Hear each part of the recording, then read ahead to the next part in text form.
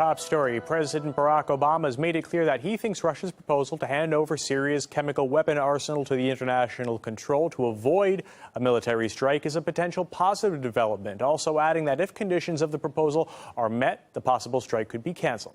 Meanwhile, the U.S. Senate's postponed a forthcoming vote on Syria, expected to happen on Wednesday. RT's Marina Portnaya joining us live from New York with all the details. So, Marina, this has been a topsy-turvy day with international diplomacy. Tell us more about all this.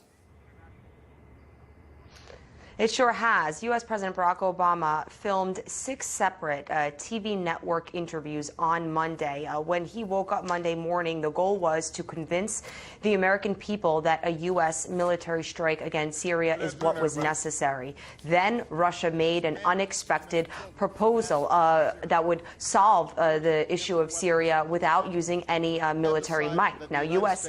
President Barack Obama called Russia's proposal a potentially positive development that could represent a significant breakthrough. The U.S. leader said his administration will seriously consider Moscow's proposal to have Syria's chemical weapon stockpiles handed over to the international community. However, President Obama believes that it was the threat of a U.S. military strike and that's what led Syria to agree to Russia's diplomatic solution.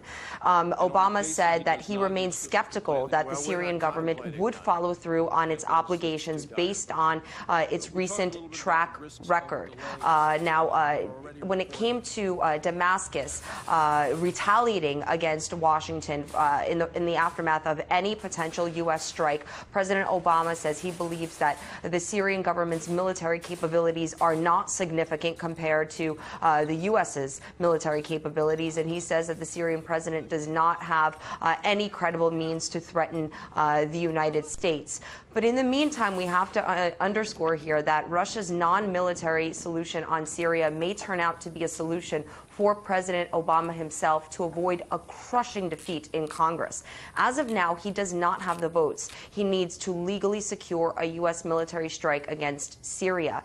And on Wednesday, the Senate was scheduled to vote on a resolution that would allow President Obama to launch a military attack against Syria. But late Monday evening, the House majority, the majority leader announced that that vote would be delayed. When it comes to public opinion, the latest Pew poll shows that more than 60% of Americans, 63% of them to be exact, are against U.S. strikes against Syria. They oppose it. So at this point, President Obama is now dealing with all different circumstances that he thought he would be dealing with. He is scheduled to address the nation Tuesday evening to garner military support on Syria. But instead of talking about red lines and the talking points he has been using, he might shift to talking about opening doors to a diplomatic solution.